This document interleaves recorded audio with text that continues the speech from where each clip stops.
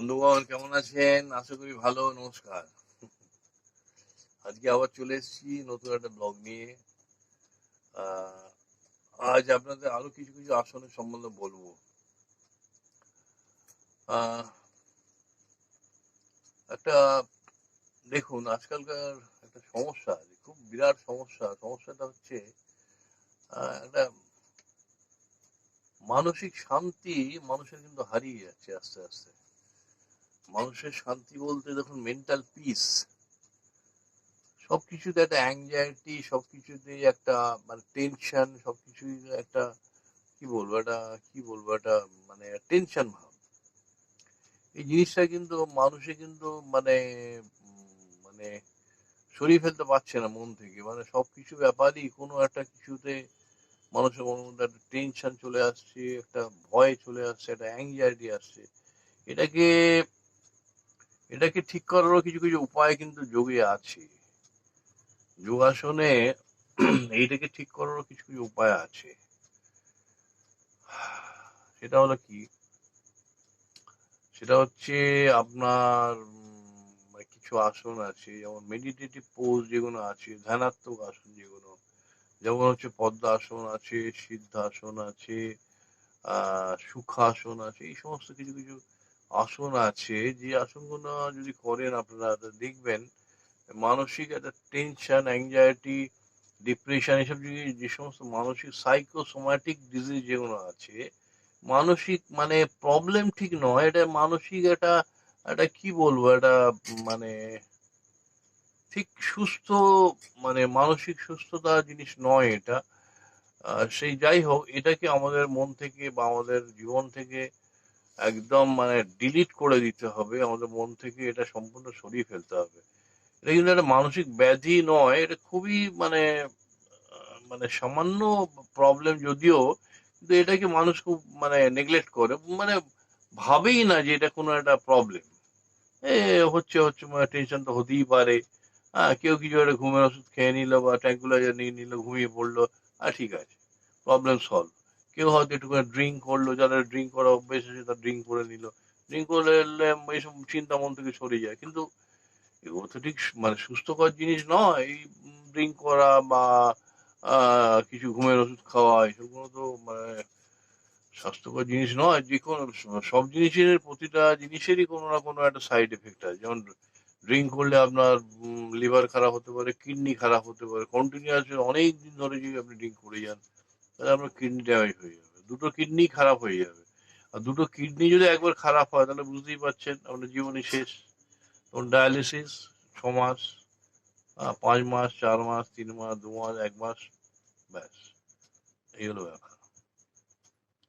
আর liver খারাপ হতে জানেন অনেক কিছু, মানে অনেক কিছু হতে পারে, যেমন সিরোসিস অফ লিভার, অনেক কিছু প্রবলেম। সিরোসিস অফ লিভার থেকে আরো মানে জীবন সংশয়ও হতে পারে।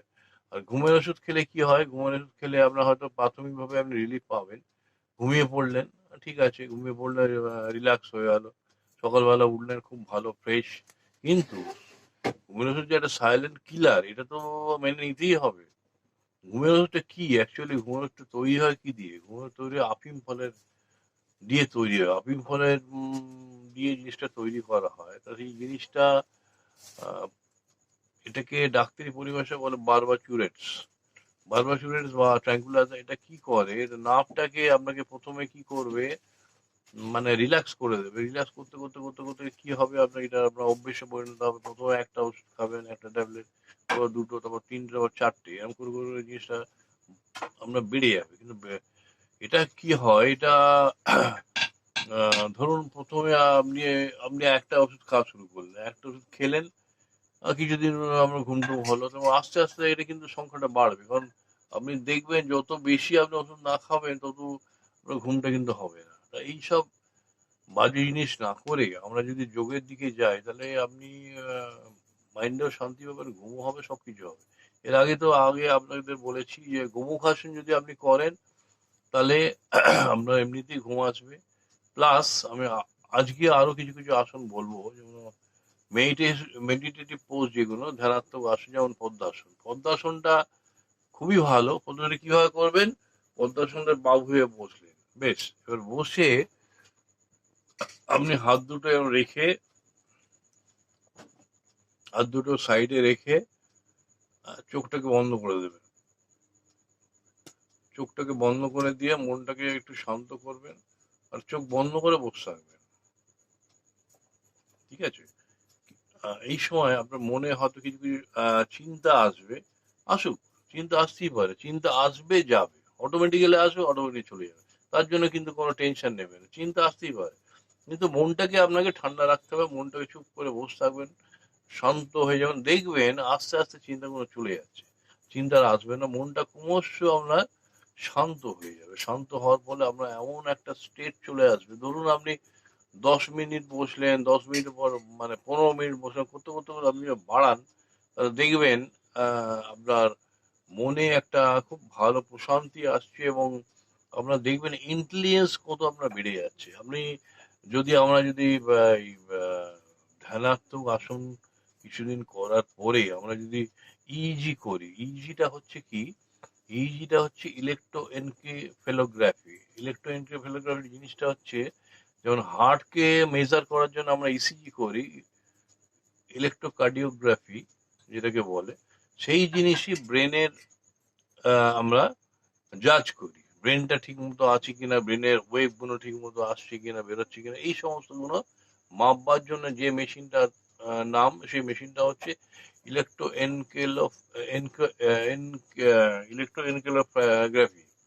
ইলেকট্রো এনকেলোগ্রাফি এটা মেশিনটা, এই মেশিনে আপনার ইজি করা হয়, এবং ইজি করলে ব্রেনের আপনার ওয়েভস গুলো, যেমন আলফা ওয়েভ আছে, বিটা ওয়েভ আছে, গামা ওয়েভ আছে, এই সমস্ত ওয়েভ গুলো যে রেগুলার এবং সিস্টেমেটিক্যালি আপনার বেরোচ্ছে ব্রেন থেকে, এইটা আপনার বুঝতে পারা যায়। এবং এইটা দেখলে আপনি বুঝতে পারবেন যে আপনার, এবং ডাক্তারবাবুরাও বুঝতে পারবেন যে আপনার ইন্টেলিজেন্সটা আস্তে আস্তে বাড়ছে। এইটা যদি আপনি করেন, মানে 6 মাস যদি আপনি করে যান, পদ্মাসন বলুন, সিদ্ধাসন বলুন, সুখাসন বলুন, গোমুখাসন, এই কটা আসন যদি আপনার ডেইলি করে যান, তাহলে দেখবেন আস্তে আস্তে আপনার ইন্টেলিজেন্সটা বাড়ছে।